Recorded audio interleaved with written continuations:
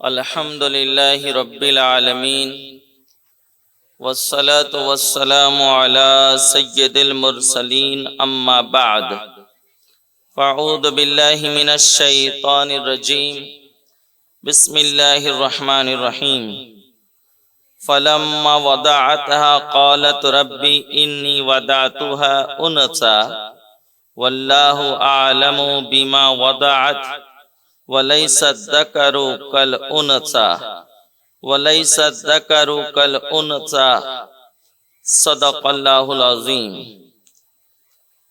پڑھیں الصلاۃ والسلام علیک یا رسول اللہ، السلام علیک یا رسول اللہ، الصلاۃ والسلام علیک یا حبیب اللہ، الصلاۃ والسلام علیک یا حبیب اللہ، الصلاۃ والسلام علیک یا نبی اللہ، الصلاۃ والسلام علیک یا نبی اللہ، الصلاۃ والسلام علیک یا نور اللہ، الصلاۃ والسلام علیک یا نور اللہ، صلی اللہ تعالی علیہ وسلم۔ صلی اللہ۔ آپ تعلیم و تربیت کی غرض سے آئی ہیں، الحمدللہ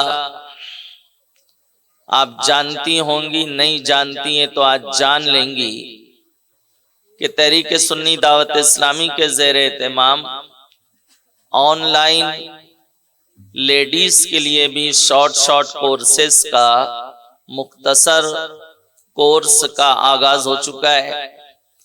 نماز کورس، روزہ کورس، جس میں ماہ رمضان سے ریلیٹڈ سارے کام و مسائل ہوں گے، مردوں کے لیے بھی جاری ہے، لہٰذا آپ ذمہ داران سے رابطہ کریں اور اپنی بچیوں کو، اپنے بچوں کو اس کورس میں شریک کریں، ایڈمیشن لیں، تاکہ گھر بیٹھے بیٹھے گھر کی چار دیواری میں الحمدللہ آپ دین سیکھ سکیں۔ میری مقدس ماں اور بہنوں، اسلام نے عورتوں کو گھر کی زینت بنایا ہے، اس کی عزت و آبرو گھر کی چار دیواری میں رہنے کے سبب سے محفوظ رہتی ہے۔ اسی لیے مرد کو بیوی کا، بچوں کا خرچ کا ذمہ دار مرد کے کاندھے پر وہ ذمہ داری ڈالی گئی کہ وہ باہر رہتا ہے، وہ محنت کر سکتا ہے، وہ اسٹرگل کر سکتا ہے، لیکن عورت کیونکہ گھر میں رہے گی اس لیے اسے یہ ذمہ داری نہیں دی گئی ہے۔ اسی طرح سے آپ دیکھیں جمعہ وہ عورت پر نہیں ہے، مرد حضرات پر ہے، کیونکہ اس میں جماعت شرط ہے۔ عیدین مرد حضرات پر ہے، اس میں جماعت شرط ہے۔ حتیٰ کہ پنج وقتہ نماز کے لیے مسجد کی حاضری کو بھی حضرت فاروق اعظم رضی اللہ تعالیٰ عنہ نے اپنے دور خلافت میں مستورات پر پابندی لگا دی، انہیں روک دیا۔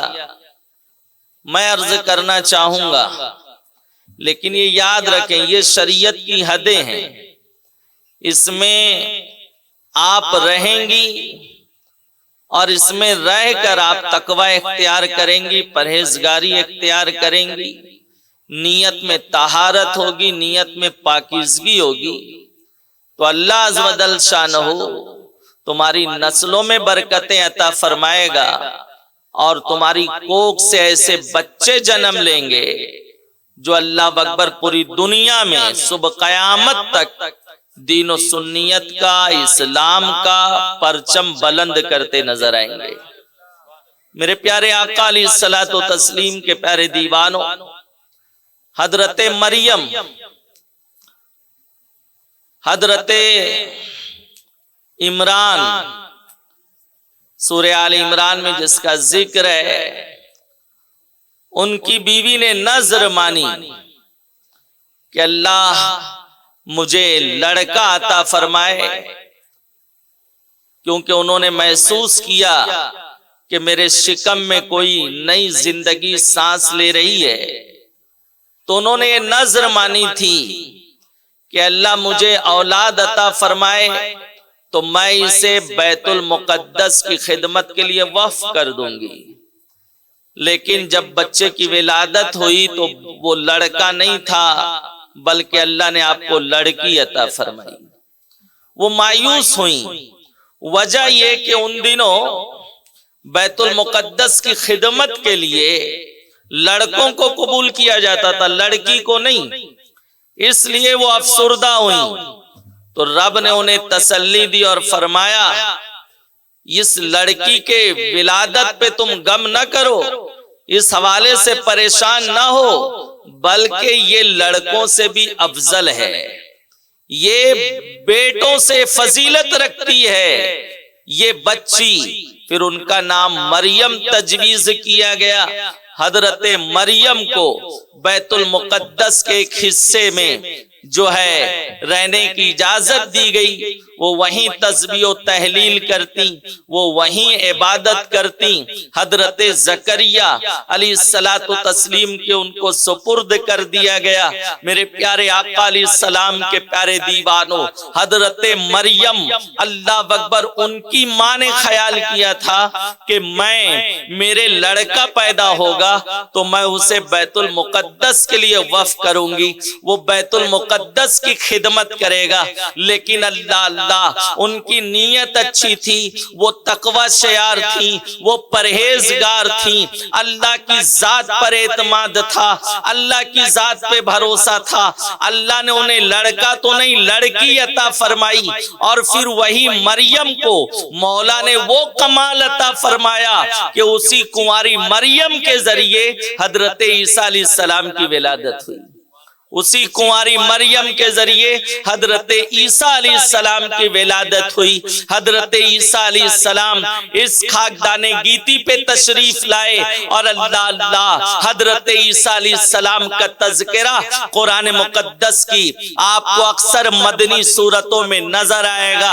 سورہ آل عمران دیکھیں، سورہ مریم دیکھیں، اسی طرح سے دیگر صورتوں میں میں عرض کرنا چاہوں گا مولا نے ان پر کتاب نازل فرمائی، اور اللہ عز و جل شانہ نے انہیں کلمت اللہ قرار دیا، انہیں روح اللہ قرار دیا۔ حضرت عیسیٰ علیہ السلام کنواری ماں کے ذریعے اللہ اکبر اس خاکدان گیتی پہ تشریف لائے۔ میرے عزیزوں، حضرت مریم کے ذریعے یہ ہمیں مزاج دیا گیا، حضرت مریم کے ذریعے یہ ہمیں ذہن دیا گیا کہ تم اگرچہ عورت ہو، عورت کے لیے اسلام کی کچھ پابندیاں ہیں، وہ گھر میں رہیں، وہ جمعہ میں شریک نہیں ہو سکتی، وہ جہاد کے لیے نہیں جا سکتی، وہ اکیلے سفر کے لیے نہیں جا سکتی، وہ عیدین میں شریک نہیں ہو سکتی۔ بعض عبادتیں ایسی ہیں جو صرف مردوں پر ہیں، عورتوں پہ نہیں ہیں۔ لیکن یاد رکھو نیت کے لیے کوئی حد نہیں ہے۔ آپ اچھی نیت رکھیں، آپ اپنے بچوں کی تربیت کریں، آپ اپنے بچوں کے رگ میں اسلام داخل کرنے کی کوشش کریں۔ مصطفیٰ جان رحمت صلی اللہ تعالی علیہ وسلم کا عشق کا جام بھر بھر کے پلائیں۔ تم تو گھر میں بیٹھو گی لیکن تمہارے بچے پوری دنیا میں اسلام کا ڈنکا بجاتے نظر آئیں گے۔ اللہ اکبر۔ سرکار خواجہ غریب نواز رضی اللہ تعالیٰ عنہ کی والدہ گھر کی چار دیواری میں رہنے والی خاتون کے بیٹے ہیں۔ شیخ عبد القادر جیلانی کی والدہ وہ گھر کی چار دیواری میں رہنے والی خاتون ام الخیر کے بیٹے ہیں۔ اسی طرح سے دیگر اولیاء اللہ اور مجاہدین کی آپ زندگی دیکھیں تو میرے عزیزوں، میری مقدس ماں اور بہنوں، اسلام میں عورت کا مقام بہت بلند ہے۔ اسلام نے عورت کو بہت عزت دی ہے، اسلام نے عورت کو بہت عروج دیا ہے۔ وہ گھر کی چار دیواری میں رہ کر دین کی وہ خدمت کر سکتی ہیں جو مرد حضرات سفر و حضر میں رہ کے نہیں کر سکتے ہیں، جو مرد حضرات گھر کی چار دیواری سے نکل کے نہیں کر سکتے ہیں۔ مرد کتنا بھی نیک ہو جائے لیکن اس کے قدموں تلے جنت نہیں رکھی گئی۔ لیکن ایک ماں، ایک عورت جب ماں بنتی ہے تو اللہ اکبر، اس کے قدموں تلے آقا اسلام نے فرمایا جنت ہے۔ یہ ماں کا مقام ہے، یہ ماں کو اسلام نے عزت دی ہے۔ لہذا میری मुकद्दस माँ और बहनों, घर की चार दीवारी में रहकर आप बच्चों की तरबियत करें। इस्लाम ने औरत को कितनी इज्जत दी है। आइए आज हमारा और आपका बल्कि सुबह क़यामत तक के लिए आगाज इस्लाम से जो किबला है, आका अलैहिस्सलाम की हिजरत के बाद से अल्लाह अल्लाह वो खाने काबा है। वो खाने काबा जो मक्का मुकर्रमा में आबाद है, वो कभी वादिये गैर ज़ी ज़रा था। वहाँ कोई सब्जा नहीं था, वहाँ कोई पानी का चश्मा नहीं था, वहाँ कोई परिंदा पर नहीं मारता था। ये हालात थे, ये कैफियत थी। लेकिन अल्लाह अज़्ज़ व जल शानहू ने हजरत इब्राहिम अलैहिस्सलाम को हुक्म दिया कि तुम अपनी ज़ौजा शरीक हयात हजरत हाजरा को उस वादिये गैर ज़ी ज़रा में छोड़ाओ। वो छोड़ाते हैं, नन्हे इस्माइल साथ हैं, पानी का मशकीज़ा है, चंद खजूरे हैं, दे के आने लगे। तो हजरत हाजरा ने कहा कहाँ जा रहे हो? इस गरीबुल वतनी में, इस तवील सहरा में हमें छोड़ के कहाँ जा रहे हो? उन्होंने वो खामोश रहे। तो हजरत हाजरा खुद फरमाती हैं क्या ये रब का हुक्म है? तो उन्होंने कहा हाँ ये मेरे रब का हुक्म है। तो हजरत हाजरा रदी अल्लाह ताला अन्हा ने फरमाया जब ये रब का हुक्म है तो आप तशरीफ ले जाएं, अल्लाह हमारे लिए काफी है, वो हमारा नासिर है, वो हमारा मुआफिज और माविन और मददगार है। हजरत इब्राहिम अलैहिस्सलाम तशरीफ ले गए। हजरत हाजरा ने वहां कैसे शबो रोज गुजारे होंगे, अल्लाह अकबर। वहां की तन्हाई, वहां का रात का अंधेरा, और वो भी सहरा में, अल्लाह अकबर। दिन तो कैसे गुजर जाता है, लेकिन रात के अंधेरे में अल्लाह अल्लाह कितनी दहशत तारी होती होगी, कितना खौफ महसूस करती होंगी। और फिर पानी से जब बच्चा अल्लाह अकबर उनका गला खुश्क हो गया तो पानी की जुस्तजू में वो सफा और मरवा का चक्कर लगाती हैं। फिर पानी उनके तलवे से हजरत इस्माइल के, एक रवायत में फरिश्तों के पर मारने से और एक रवायत है उनके तलवे से जारी हुआ, वही जमजम कहलाता है। फिर वहां आबादी हुई, अल्लाह अल्लाह, फिर वहां आबादी हुई। फिर उसी मकाम पर हजरत इब्राहिम अलैहिस्सलाम को अल्लाह का घर खाने काबा तामीर करने का हुक्म दिया गया। हजरत इब्राहिम हजरत इस्माइल अलैहिस्सलाम मिलकर खाने काबा की तामीर करते हैं, काबा की दीवार के साए में। फिर हजरत इब्राहिम अलैहिस्सलाम ने दुआ फरमाई कि खातमुन नबिय्यीन जो जलवगर होने वाले हैं तो उन्हें मेरी नस्ल में पैदा फरमा। अल्लाह अकबर। सरकार अलैहिस्सलाम ने खुद फरमाया मैं अपने बाप हजरत इब्राहिम अलैहिस्सलाम की दुआ बन के तशरीफ लाया हूँ। आज हजरत इब्राहिम की दुआ कबूल हुई। फिर आका अलैहिस्सलाम की वहीं मक्के में विलादत हुई। हुजूर अलैहिस्सलाम ने वहीं ऐलान नबूवत फरमाया, वहीं कुरान का नुज़ूल शुरू हुआ, वहीं हजरत सिद्दीक अकबर हजरत फारूक आजम अल्लाह अकबर हजारों सहाबा उसी मक्के में आका अलैहिस्सलाम के दस्ते शफकत पर कलमा पढ़कर दाखिले इस्लाम हुए। वही मक्का की सरजमीन जहाँ हजरत जिब्रील का आना जाना रहा। अल्लाह अकबर। आज वो हमारा किबला है। उस मक्के को इतनी फजीलत हासिल हुई कि वहां खाने काबा हुआ, वहां नुज़ूल कुरान हुआ, वहां आका अलैहिस्सलाम की विलादत हुई। ये सारी फजीलतें हासिल हैं, लेकिन इसके लिए बेस किसने तैयार किया, इसके लिए राहें किसने हमवार की? तो अल्लाह ने इसके लिए किसी मर्द का नहीं बल्कि एक औरत का इंतखाब फरमाया, हजरत हाजरा का इंतखाब फरमाया। हजरत हाजरा की ये कुर्बानी का नतीजा है कि आज वो हमारा किबला है। हजरत हाजरा की कुर्बानी का नतीजा है कि वहां हुजूर अलैहिस्सलाम की विलादत हुई है। आका अलैहिस्सलाम ने वहीं ऐलान नबूवत फरमाया, वहीं कुरान का नुज़ूल हुआ। और ये हजरत हाजरा की कुर्बानी का नतीजा है कि उस मक्के की एक नेकी 1 लाख नेकी का दर्जा रखती है। میرے پیارے آقا علیہ السلام کے پیارے دیوانوں، میری مقدس ماں اور بہنوں، اللہ تعالیٰ کسی کا نیک ضائع نہیں کرتا، کسی کا اجر ضائع نہیں کرتا۔ تم گھر کی چار دیواری میں رہ کے محنت کرو، اپنے بچوں کی تعلیم پہ محنت کرو، ان کے ایجوکیشن پہ محنت کرو، ان کو محبت رسول کا جام پلاؤ، اہل بیت اطہار کی محبت پلاؤ، صحابہ کرام کا عشق پلاؤ۔ اللہ تعالیٰ تمہیں بھی عزت عطا فرمائے گا، اللہ عز و جل شانہ تمہیں بھی عروج عطا فرمائے گا۔ دنیا میں بھی تم کامیاب رہو گی، آخرت میں بھی تم کامیاب رہو گی۔ تم تو قبر میں آج نہیں کل سب کو سونا ہے، لیکن اگر ہم نے نیک اولاد چھوڑی تو وہ ہمارے لیے نجات کا ذریعہ بنے گی۔ کیا آپ نے وہ واقعہ نہیں سنا جسے آقا علیہ الصلوۃ والتسلیم کی حدیث پاک میں بیان کیا گیا؟ ایک باپ تھا، وہ بہت ہی فاسق و فاجر تھا، شرابی تھا، فسق و فجور میں گناہوں میں زندگی گزارتا تھا۔ اس کی بیوی اس کے ذریعے حاملہ ہو چکی تھی۔ فاسق و فاجر باپ کا انتقال ہو گیا، وہ دنیا سے رخصت ہو گیا۔ اس کے یہاں بچہ پیدا ہوا۔ جب بچے کی عمر 4 سال 4 ماہ کچھ دن ہوئی تو ماں نے دستور کے مطابق اپنے بچے کو ایک استاذ کے پاس بسم اللہ خوانی کے لیے پیش کیا۔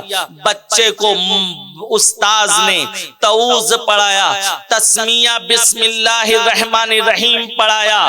جیسے ہی اس بچے نے بسم اللہ الرحمن الرحیم پڑھا تو اللہ اکبر، رب نے فرمایا جس کا بیٹا دنیا میں مجھے رحیم کہہ رہا ہے، جس کا بیٹا دنیا میں مجھے رحمان کہہ رہا ہے، اس کے باپ کو قبر میں عذاب دیتے مجھے حیا آتی ہے۔ اس کے باپ سے عذاب اٹھا لیا گیا۔ میری ماں، اس کی ماں نے بسم اللہ خوانی کے لیے پیش کیا تھا تو اس کے باپ کے لیے وہ نجات کا ذریعہ بن گیا۔ اولاد بسم اللہ پڑھے تو ماں باپ کے لیے نجات کا ذریعہ بن جاتا ہے۔ اگر آپ اپنے بچوں کو پورے قرآن کا حافظ بناؤ گی تو بتاؤ کیسی نجات ملے گی؟ وہ تمہارے لیے بھی، تمہارے گھر والوں کے لیے بھی نجات کا سبب بنتا نظر آئے گا، نجات کا ذریعہ بنتا نظر آئے گا۔ لیکن آج حال یہ ہے ہماری ماؤں کا، بعض ہماری بہنوں کا، کہ اللہ وہ اسلام سے دور رہنے میں اپنے آپ کو سمجھتے ہیں ہم کامیاب ہوں گے۔ یہ سراسر غلط نظریہ ہے۔ آپ معاشرے پہ نظر دوڑائیں، آج وہی لڑکیاں پریشان ہوتی ہیں جو اسلام سے منحرف رہتی ہیں، جو جینز پہنتی ہیں، جو ٹی شرٹ پہنتی ہیں، انہی کی عزت پہ ڈاکے ڈالے جاتے ہیں۔ لیکن جو باشرہ رہتی ہیں، جو نقاب کا اہتمام کرتی ہیں، جو شریعت کے مطابق برقع اور چادر لیتی ہیں، اللہ وہ آج بھی محفوظ رہتی ہیں، کیونکہ رب نے قرآن میں ارشاد فرمایا، رب نے اپنے محبوب علیہ السلام سے فرمایا، اے محبوب تم اپنی بیویوں کو اور اپنی بیٹیوں کو اور مومنہ عورتوں کو یہ خوشخبری سنا دو کہ وہ پردے میں رہا کریں تاکہ پہچانی جائیں اور ستائی نہ جائیں۔ پتہ چلا ہماری شناخت حجاب ہے، ہماری پہچان پردہ ہے۔ رب فرماتا ہے جو ایسی رہیں گی تو وہ پہچانی جائیں گی، اور جب پہچانی جائیں گی تو ستائی نہیں جائیں گی۔ آج ہم نے اپنی پہچان کھو دی ہے، آج ہم نے اپنی شناخت کو پسے پشت ڈال دیا ہے۔ یہی وجہ پریشان نظر آتی ہیں، یہی وجہ ہے عزت و آبرو محفوظ نہیں ہے۔ لہٰذا اللہ عز و جل شانہ نے جو عورتوں کو مقام عطا فرمایا ہے، جو بہنوں کو عزت عطا فرمائی ہے، اللہ اکبر وہ لا متناہی ہے۔ آپ اچھی نیت رکھیں، نیت اچھی رکھ کر اپنے بچوں کی تربیت کریں۔ حضرت مریم کو اللہ نے کتنی فضیلت عطا فرمائی۔ حضرت مریم وہ واحد خاتون ہیں جن کا نام قرآن مقدس میں آیا، کسی اور خاتون کا نام قرآن میں آپ کو بالکل صراحت کے ساتھ نہیں ملے گا، وضاحت کے ساتھ حضرت مریم کا نام بیان کیا گیا۔ صرف نام نہیں، ان کے نام کی رب نے سورت نازل فرمائی۔ کتنی عزت عطا فرمائی. یہ عزت ان کے تقوی کی بنیاد پر ہے, یہ عزت ان کی پرہیزگاری کی بنیاد پر ہے. پھر حضرت زکریا نے دیکھا علیہ السلام کہ وہ جس محراب میں عبادت کرتی ہیں وہاں بے موسم کے پھل ملتے ہیں. تو انہوں نے پوچھا, تو حضرت مریم نے کہا یہ میرے رب کی طرف سے ہے, وہ رب قدرت رکھتا ہے. حضرت زکریا علیہ السلام کی عمر 100 سال سے بھی تجاوز کر چکی تھی, انہیں اولاد نہیں ہوئی تھی. انہیں حکم ہوا کہ تم یہاں دعا کرو. حضرت مریم کوئی نبی نہیں, اللہ کی نیک بندی ہے, صالحہ ہے, ولیہ ہے. حضرت زکریا نے وہاں دعا کی کہ اے مولا تو بغیر بے موسم کے پھل دینے پہ قدرت رکھتا ہے, تو بڑھاپے میں مجھے اولاد دینے پہ بھی قدرت رکھتا ہے. پھر ان کے یہاں حضرت یحییٰ علیہ السلام کی ولادت ہوئی. اس کا ذریعہ حضرت مریم, ان کی محراب میں انہوں نے دعا فرمائی تو اللہ تعالیٰ نے انہیں مقام عطا فرمایا. اس سے پتا چلا کہ جہاں اللہ کے نیک بندے آرام کر رہے ہیں یا جہاں انہوں نے عبادت کی ہے, اللہ تعالیٰ وہاں لوگوں کی دعائیں قبول فرماتا ہے. تو حضرت مریم کو اللہ تعالیٰ نے یہ عزت عطا فرمائی. اللہ تعالیٰ ان کے صدقے, ان کے فیضان سے قوم کی ہر ماں, ہر بہن کو نوازے, اور مولا کریم ہمیں شرعی حدود میں رہ کر اسلام اور دین اسلام کی خدمت کی توفیق رفیق عطا فرمائے. دوران گفتگو کوئی خطا ہوئی ہو تو مولا معاف فرمائے.